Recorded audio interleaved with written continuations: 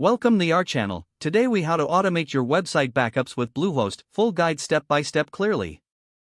To automate your website backups with Bluehost, start by logging into your Bluehost account. Once logged in, navigate to the My Sites tab on the dashboard. Select the site for which you want to set up automated backups. On the site management page, look for the Backups option in the left sidebar. Click on the Backups tab to access the backup settings. You will see options for both manual and automatic backups. To configure automatic backups, locate the Automatic Backups section. Enable the Automatic Backup feature by toggling the switch. Next, choose the frequency of your backups from the drop-down menu. You can select options such as daily, weekly, or monthly, depending on your site's needs. After selecting your preferred frequency, review and confirm the backup storage location. Choose to store your backups either on the server or on an external storage service. Once you've made your selections, click the Save Settings button. Your automated backups are now configured to run based on your selected schedule.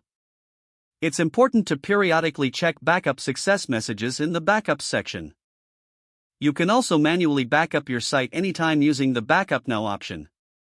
This will allow you to create an immediate backup outside of your scheduled settings. Regularly monitor your backup storage to ensure sufficient space is available. With these steps completed, your website backups are now automated with Bluehost. If the page does not load, refresh the browser or try again in a private or incognito window. Make sure you are using the correct email address, then retype it carefully to avoid small typos. If your password is not accepted, use the Reset option and create a new strong password you can remember. Check your spam folder for verification or security emails, then complete any requested confirmation steps.